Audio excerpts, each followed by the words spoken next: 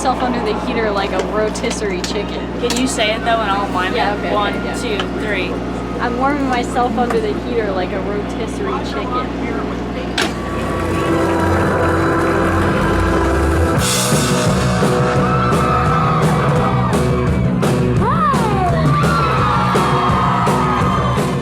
So at the end of the last tour diary, we were in Philly.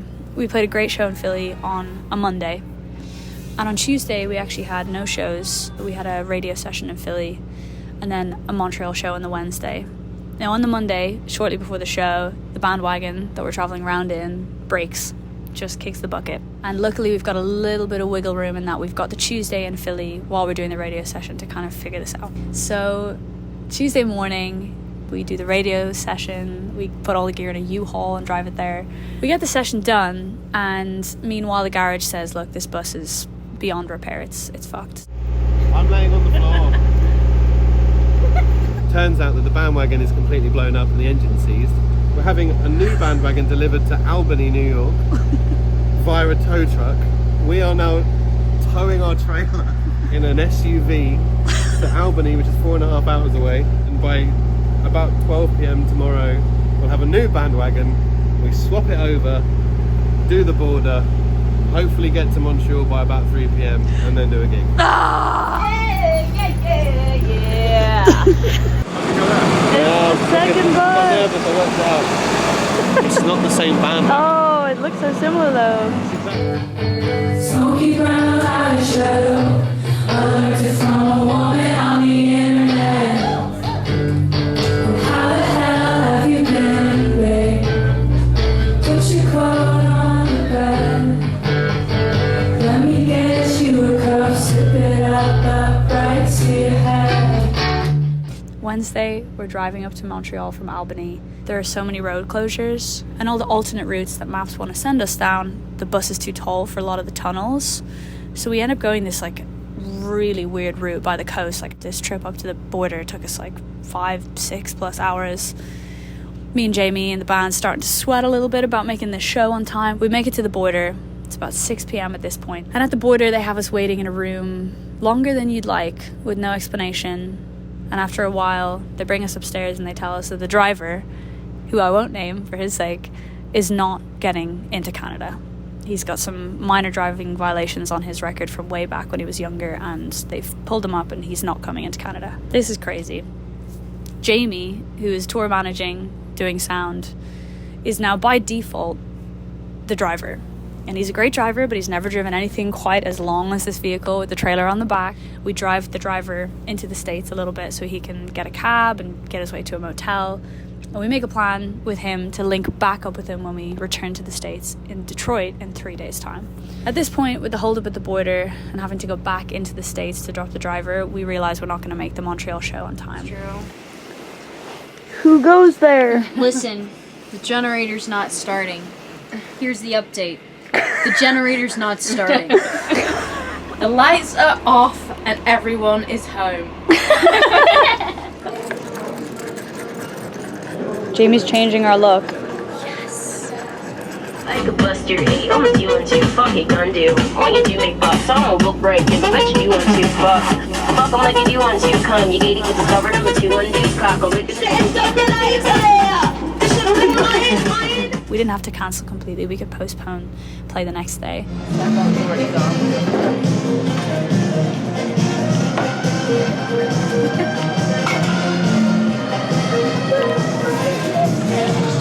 The show was really good. Like, the atmosphere was great. Everyone's backing us and really happy that we came. We got through those 3 days in Canada by the skin of our teeth. Like, God bless Jamie Smith. He held the whole tour on his shoulders those few days, but he wasn't getting nearly enough sleep, doing so much during the show days and having to drive after. Everyone in a touring party playing shows at this level is so stretched as it is. It's so physical, it's so testing. Everyone's doing like 3 or 4 roles, and this was just so much on Jamie, but he rose to the challenge. Like, he was amazing.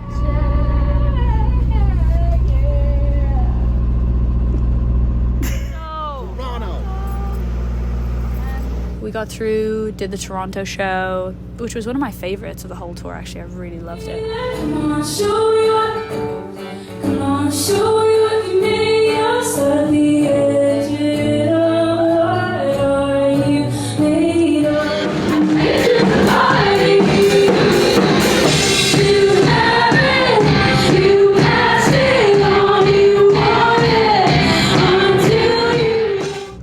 then on the Friday, we returned to the States, to Detroit.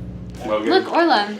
They're gonna give me 40 minutes. Joke's on them, I'm only playing 30. Why don't you just play for 40 minutes? No. Where's Jacob? I just want to see my Jamie said no. What do I do? I'll put an extra song on the set. It's a deal. Perfect. We're here in Detroit at Third Man Records. This is where they press the vinyl. And the venue is in the record store.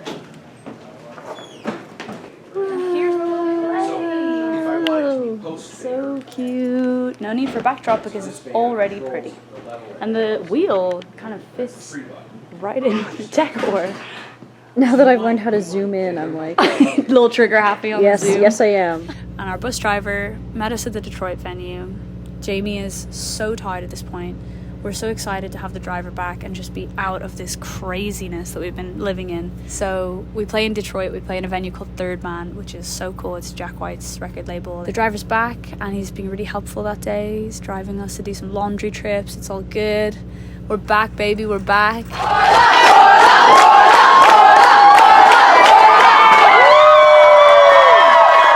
Yeah, so the whole fit is the wheel. Oh And my it god, it's spins. genius. And it's not rigged exactly, but I did try to rig it towards flatline. And we finish the show and we realize that the driver's nowhere to be seen. And as we load the gear out of the venue in Detroit, we're getting worried because the driver's phone is off. We start to worry that he's been mugged or hurt. We call hospitals, we call the police. It's all getting really nerve-wracking. Early on in the tour, our driver bought like this electric scooter and it was stored in the bus. So obviously when he separated with us when we went to Canada, he didn't take his scooter. As we do this search of the bus at 1 a.m., we realize that his scooter is gone. And we're starting to put it together and thinking, oh, he's just gone. He's driven for 3 days to link back up with us and get his scooter. And now he's gone. Not told anyone, turned off his phone, and let us just come to that conclusion on our own. We love communication. If we are going to document this, someone's going to need to explain what's happened. Okay, listen. Our bus driver has done, what did you guys call it? A runner. Done a runner. I've never heard the term myself before, but it seems adequate to fit this moment. In that he was here and he's done a runner. So we're gonna have to figure out how to get where, when, and most importantly, why.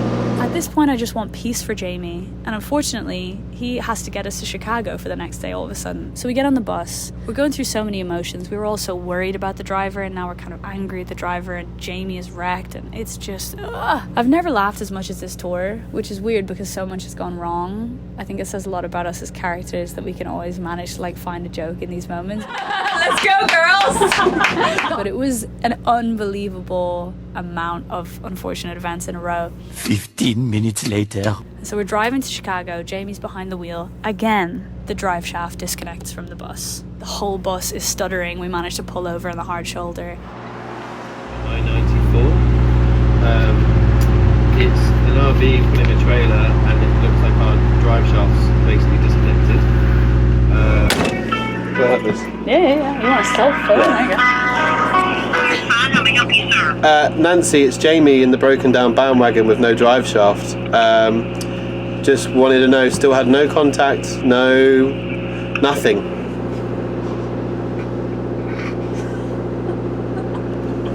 I love my job. I love these people. Where the fuck is... Here's a pause for dramatic effect cut.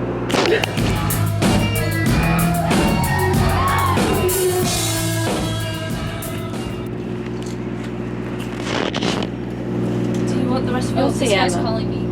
Oh, great.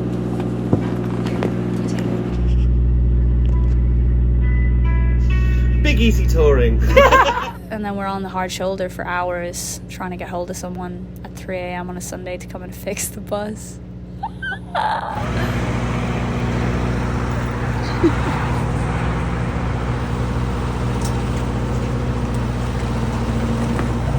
It feels like we're in the army.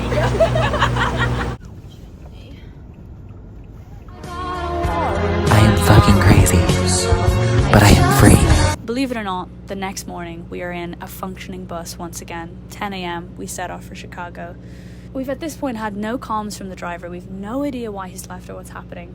That afternoon, the driver resurfaces, adds us to a new WhatsApp group and tells us he was upset with how we treated him at the border and he left the tour. It was such a shame. I think we're a kind, approachable group of people and we just couldn't understand why he wouldn't tell us this in person or on a phone call that he wanted to leave the tour. Jamie managed to sort a new driver in a matter of hours who flew into Chicago, James, absolute legend. And since James has joined the tour, peace was restored. Also, Orla introduced me on stage last night as Kinky Old Sad. Kinky Old Sad. What the hell have we been doing to get that name? I'm so glad for my sake and the morale of this whole group that the shows have been as amazing as they have been, because it would be really hard to keep the spirits up otherwise. But even though we've faced these obstacles at every turn at this point of the tour, it felt like we would rock up and like every single crowd we were playing to was so grateful that we'd made it. The energy in the room is very potent. You can tell how long people have waited for these shows. So but yeah, sometimes I just want to get on stage and be like, you have no idea what we've been through. Tune in next time for episode 3, our final tour diary from this run. Right over every single word of the